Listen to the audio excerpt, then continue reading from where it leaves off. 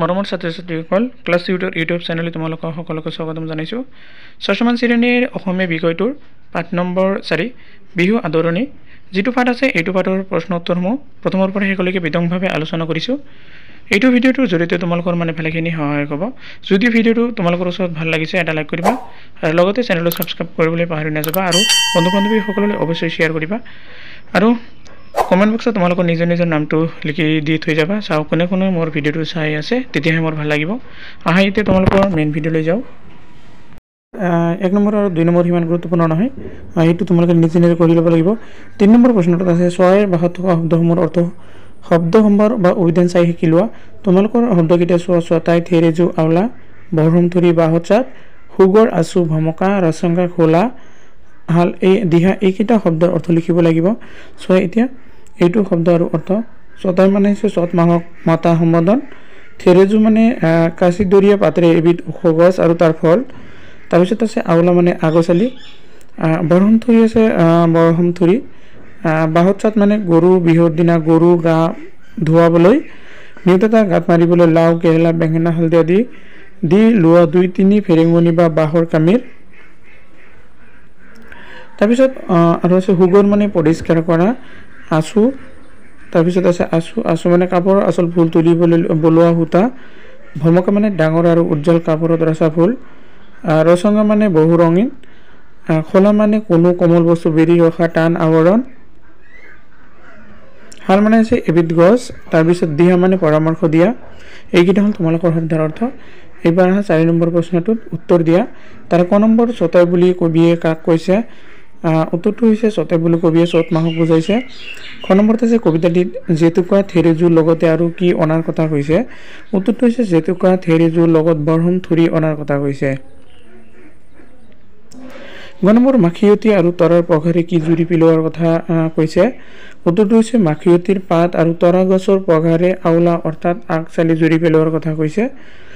ঘ নম্বৰ বাঁহত খপালে কি বুলি কি ফুল আনিলে? উত্তৰটো হৈছে হালধি থেকেৰা আৰু বেঙেনাৰ বাঁহত চাত সজাইছে। বায়ে খপালে বুলি কি ফুল আনিলে? এইটো বায়ে খপালে বুলি ৰংচঙীয়া কপৌ ফুল আনিছে। প্ৰথম নম্বৰ কবিয়ে ছটাই কি বুলি কাব কৰিছে? উত্তৰটো হৈছে ৰঙালী আদিৰ আনিবলৈ ছটাই কাব কৰিছে।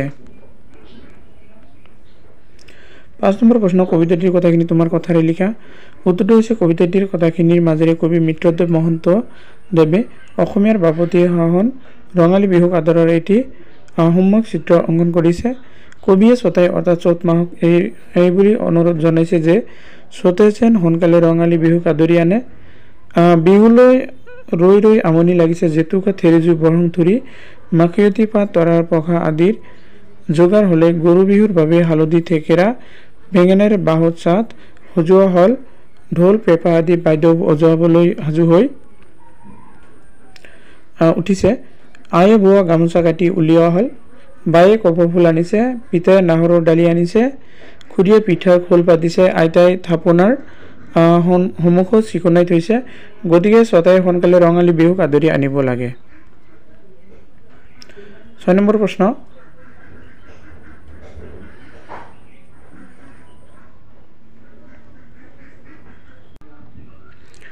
বাক্য ৰচনা কৰা। তাৰে প্ৰথম কেইটামান আছে জেতুকা ভমকা আচু হাল দিহা এইকেইটা শব্দৰ বাক্য ৰচনা কৰিব লাগিব। উত্তৰটো চোৱা জেতুকা বাইদেৱে হাতত ৰং লগাবলৈ জেতুকাৰ পাত আনিছে। ভমকা তোমালোকে জানিব লাগিব যে যিটো মূল বাক্য সেই বাক্যটোৰে ৰচনা কৰোঁতে শব্দটো যেতিয়া বাক্যৰ ভিতৰত থাকিব এইটো তলত দাগ দিব লাগিব মানে কলমেৰে। হেৰি মাহিদেউ ভমকা ফুলৰ চাদৰ পিন্ধি কোনফালে যোৱা। গতিকে এই যে ভমকা যে ভমকৰ তলত তেনেকৈ দাগ দি থবা। তাৰপিছত আচু পেহীয়ে যে গামোচাত ইমান ধুনীয়া আচুৰ ফুল তুলিছে। হাল চ'ত মাহৰ হালৰ খটাই শব্দই গাঁওখেতি পুখুৰীত কৰি ৰাখে। 7 নম্বৰ প্ৰশ্নত আছে লিংগ নিৰ্ণয় কৰা। তাৰ ভিতৰত খুৰী আই আইতা বাইদেউ আই পিতাই ককাই শাহু ননদ জোৱাই এইকেইটা হল শব্দ। এইকেইটা শব্দৰ ভিতৰত কোনটো কি লিংগ হয় তোমালোকে নিশ্চয় জানা। লিংগ মানে পুংলিংগ আৰু স্ত্ৰীলিংগ এইটো জানা। পুংলিংগ মানে তোমালোকৰ পুৰুষ জাতীয় আৰু স্ত্ৰীলিংগ মানে মহিলা জাতীয়। গতিকে পুংলিংগৰ ভিতৰত এইকেইটা শব্দৰ ভিতৰত মানে ঘৰৰ ভিতৰত দেখা দিয়া হৈছে। তাৰ ভিতৰত থকা পিতাই ককাই জোৱাই এইকেইটা হ'ল মানে পুংলিংগ আৰু স্ত্ৰীলিংগৰ খুৰী আইতা বাইদেউ আই শাহু ননদ এইকেইটা হ'ল স্ত্ৰীলিংগ। 8 নম্বৰত আছে শব্দবোৰ বহুবচনত প্ৰকাশ কৰা। তাৰ ভিতৰত ককা গামোচা মানুহ পিঠাই বাইদেউ এইকেইটা শব্দৰে মানে বাক্য বহুবচনত ল'ব দিছে। এইকেইটা চোৱা এক বচন আৰু বহুবচনত দিয়া হৈছে। তোমাৰ এক বচনত ককাই এইটো হ'ব ককাইহঁত, গামোচা গামোচাবোৰ, মানুহ মানুহৰ লগত মানুহবিলাক, পিঠা পিঠাখিনি বা পিঠাবোৰ, বাইদেউ বাইদেউহঁত। 9 নম্বৰ প্ৰশ্ন আছে অৰ্থ প্ৰকাশ হোৱাকৈ তলৰ শব্দবোৰ ব্যাখ্যা যা যেনেকৈ টকা টকা, বাট বাট, থাল থাল, জুৰি জুৰি এইকেইটা শব্দৰে মানে বাক্য ৰচনা কৰি দিছে। একে লাগিলে মানে শব্দবোৰ অৰ্থ বেলেগ বেলেগ হয়। যেনেকৈ টকা, পিতাই দুকুৰি টকাৰে এটা মাগুৰ মাছ কিনি আনিলে। আৰু এটা টকা মানে বিহু বুজাবলৈ বুলি জাতি বাঁহৰ টকা এটা কাটিছোঁ। এইটো টকা মানে পইচা আৰু এইটো টকা মানে এবিধ সঁজুলি হয়। তাৰপিছত বাট, বৰালি মাছ আৰু কোমোৰা খালে মাৰ গাত বাট ওলাই, এইটো এটা বিষ বুজাইছে। আৰু বাট, এইটো বাটেৰে গ'লে কোনে গাঁও পোৱা যাব। থাল মানে বাইটিয়ে চীনা মাটিৰ থালবোৰ লাহে লাহে থুই দিছে, এইটো থাল। আৰু থাল মানে গছৰ থাল বুজায়। খুৰীয়ে গছৰ তলিত থালবোৰ কাটি আছে। জুৰি শব্দৰে এটা বাক্য ৰচনা কৰিছে। আমাৰ গাঁৱৰ মাজেৰে এটা জুৰি বৈ গৈছে, মানে এইটো নদীৰ কথা কৈছে। আৰু জুৰি মানে গোটেই ৰাজ্যৰ জুৰি, বিদ্ৰোহৰ জুই জ্বলি উঠিছে, এইটো মানে এটা কি হয় মানে বাক্যৰ ছন্দ হয়। 10 নম্বৰ প্ৰশ্ন আছে ৰচনাৰ আৰ্হিত বিহুৰ বিষয়ে 10টাকৈ বাক্য লিখা, মানে বিহুৰ বিষয়ে 10টা বাক্য ৰচনা কৰিব দিছে, বাক্য লিখিব দিছে। বিহু, বিহু অসমৰ জাতীয় উৎসৱ, এটা বাক্য গ'ল। বিহু 3টা, কাতি বিহু, মাঘ বিহু আৰু বহাগ বিহু 2টা বাক্য। কাতি বিহুক ৰঙালী বিহু, মাঘ বিহুক ভোগালী বিহু আৰু বহাগ বিহুক ৰঙালী বিহু বোলা হয়, 3টা বাক্য কৈছে। কাতি বিহুক তুলসী ঢল তল ধাননি পথাৰ ভঁৰাল আদিতে ভক্তিৰ চাকি জ্বলাই লখিমীৰ আদৰ আহ্বান কৰা হয়, 5টা বাক্য। ভোগালী বিহু ভোগৰ উৎসৱ, এই বিহু মানে এইটো এটা বাক্য গ'ল, 6টা গ'ল। এই বিহুত মেজি আৰু ভেলাঘৰ সাজি বিহুনাম গাই লগ ভোগ খোৱা হয় আৰু বিহুৰ দিনা মেজি জ্বলাই অগ্নি দেৱতাৰ পূজা কৰা হয়, 6টামান 7টামান বাক্য গ'ল। তাৰপিছত চ'ত মাহৰ শেষৰ দিনাৰ পৰা 7 বিহুলৈ ৰঙালী বিহু কৰা হয়, 8টা। গুৰু বিহু, দেৱতা বিহু, মানুহ বিহু নামেৰে বহাগ বিহুৰ প্ৰতিটো দিন পালন কৰা হয়, 9টা বাক্য। পূৰ্বতে বিহু প্ৰাকৃতিক পৰিৱৰ্তন আৰু কৃষিৰ ওপৰত ভিত্তি কৰি পালন কৰা হয়, 10টামান বাক্য গ'ল। এইকেইটা লিখি দিলে হ'ব আৰু বেছিকৈ লিখিব পাৰা। পূৰ্বতে বিহু প্ৰাকৃতিক পৰিৱৰ্তন আৰু কৃষিৰ ওপৰত ভিত্তি কৰি পালন কৰা হৈছিল, বৰ্তমানে ৰঙালী বিহুৰ মঞ্চ উৎসৱত পৰিণত হৈছে। মদ জুৱা আদি অপকৰ্মই বিহুৰ সৌন্দৰ্য বহু পৰিমাণে ম্লান কৰিছে মানে নষ্ট কৰিছে। 11 নম্বৰ তোমালোকৰ অঞ্চলত ৰঙালী বিহু কেনেদৰে উদযাপন কৰা হয় লিখা। উত্তৰটো চোৱা। আমাৰ গাঁৱত বিৰাট উৎসাহ উদ্দীপনাবোৰ ৰঙালী বিহু পালন কৰা হয়। 28 চ'ত মাহ আৰম্ভ হোৱাৰ পৰা অধীৰ আগ্ৰহেৰে বিহুলৈ বাট চাই থাকে। জীয়ৰী বোৱাৰীহঁতে বহুত দিনৰ আগৰে পৰাই হালত ফুলাম গামোচা লগাই আৰু বিহুৰ আগে আগে কাটি উলিয়াই গৰু বিহুৰ দিনা সকলোৱে নদীৰ ঘাটলৈ গৈ গৰুক গা ধুৱাই দিয়ে আৰু তাৰ পাছত দীঘলতী মাখিয়তী পাতেৰে গৰুবোৰক কোবাই কোবাই লাও বেঙেনা মালা পিন্ধাই গান গায়। কি কৈছে, লাও খা বেঙেনা খা বছৰি বছৰি বাঢ়ি যা, মাৰ সৰু বাপেৰ সৰু তই হবি বৰ গৰু, এইটোও মানে গান গায়। পিছদিনা মানুহ বিহু, সিদিনা সৰুৰে ডাঙৰক তামোল পাণ গামোচাৰে সেৱা সৎকাৰ কৰে। ডাঙৰেও সৰুক প্ৰাণ ভৰি আশীৰ্বাদ দিয়ে। গোসাই বিহুৰ দিনাখন সকলোৱে নাম গাই কীৰ্তন কৰে। একেদৰে শেষৰ বিহুৰ অৰ্থাৎ 7 বিহুৰ দিনা সকলোৱে 7 বিধ শাকৰ আঞ্জা খায়, এইটো তোমালোকে জানা নিশ্চয়। বিহুৰ আটাইকেইটা গাঁৱৰ ডেকাসকলে মানুহৰ চোতালে চোতালে হুঁচৰি গাই ফুৰে। আমাৰ গাঁৱৰ ওচৰতে থকা আমতলী গাঁৱৰ এখন মঞ্চ বিহু হয়। সন্ধিয়া আমি সেইখন বিহুতলীলৈ গৈ অনুষ্ঠান চাওঁ, তালৈ বহুত নামী গায়কে গান গাবলৈ আহে। এইবেলি বেবেজীয়াৰ বিহু হুঁচৰি দিলে তাত বৰ মৰম বিহু নাচ প্ৰদৰ্শন কৰিছিল।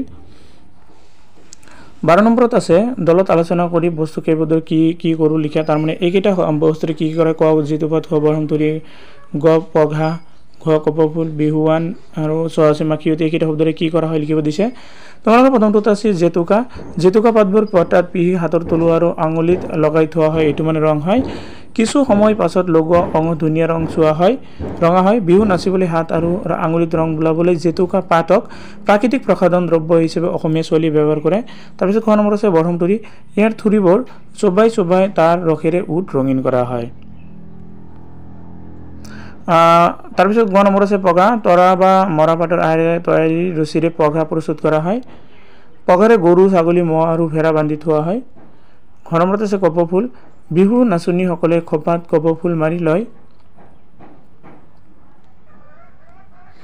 অ নম্বৰ আছে বিহুৱান ফাগুন চ'ত মাহত বৈ উলিওৱা ফুলাম গামোচা বহাগ মাহত বিহুৱান হিচাপে ব্যৱহাৰ কৰা হয় বিহুৱান সৰুৰে ডাঙৰক সন্মানৰ প্ৰতীক হিচাপে আৰু প্ৰিয়জনক মৰমৰ চিন স্বৰূপে দিয়া হয় 6 নম্বৰ আছে মাখিয়তী গৰু বিহুৰ দিনা গৰুক গা পা ধুৱাই মাখিয়তী আৰু দীঘল লতিৰ পাতেৰে গৰুক লাহে লাহে কোবোৱা হয় এনে কৰিলে গৰুৱে বছৰজোৰা মহ দাহৰ কামোৰাৰ পৰা ৰক্ষা পায় বুলি অসমীয়া লোকসমাজে বিশ্বাস কৰে 13 নম্বৰত আছে তলত উল্লেখ কৰা বাদ্যসমূহৰ কোনবিধ বাদ্য বিহুগীত বা বিহু নাচত ব্যৱহাৰ কৰে আলোচনা কৰি লিখা বাক্যকেইটাৰ ভিতৰতে পেঁপা গগনা ঢোল হাৰমনিয়াম খোল হুতুৰি তাল ঢাক টকা পিটাৰ এইকেইটা শব্দ মানে কোনটো বিহু নাচ বা বিহুগীতত ব্যৱহাৰ কৰা হয় লিখিব দিছে তোমালোকৰ বিহুগীত বা বিহু নাচত ব্যৱহাৰ কৰা বাদ্যকেইটা হ'ল পেঁপা গগনা ঢোল হুতুলি তাল আৰু টকা 14 নম্বৰত আছে তাঁতশালৰ সঁজুলিবোৰ ব্যৱহাৰৰ বিষয়ে শিক্ষকক সুধি জানি লোৱা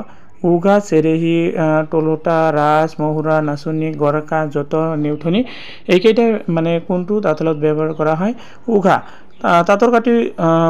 তাঁতৰ বাতি কৰিবলৈ বাঁহেৰে নিৰ্মিত উঘাত চেৰেকীৰ পৰা সূতা মেৰুৱা হয় চেৰেকীত সূতা লৈ তাৰ পৰা মহুৰা ভৰোৱা হয় টলোটা তাঁতশালত দীঘল সূতা মেৰুৱা গোটা কাঠ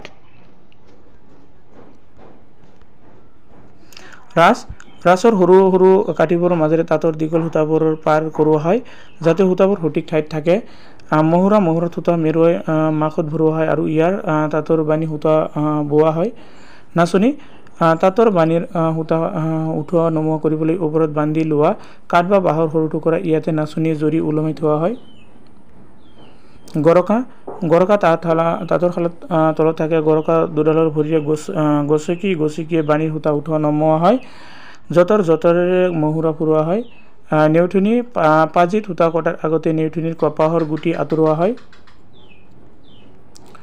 15 নম্বৰত আছে অসমৰ ৰাজ্যত বিভিন্ন জনগোষ্ঠী পালন কৰা উৎসৱসমূহৰ নামৰ দলত আলোচনা কৰি তালিকাখনত লগোৱা এইটো জনগোষ্ঠীৰ নাম আৰু উৎসৱৰ নাম ইয়াতে চোৱা বড়োসকলে পালন কৰা উৎসৱ বড়োসকলে বাথৌ পূজা আৰু মাওনাই তাৰপিছত মিচিংসকলে আলি আই লৃগাং আহোমসকলে মেডাম মেফি চাহ জনগোষ্ঠী টুচু পূজা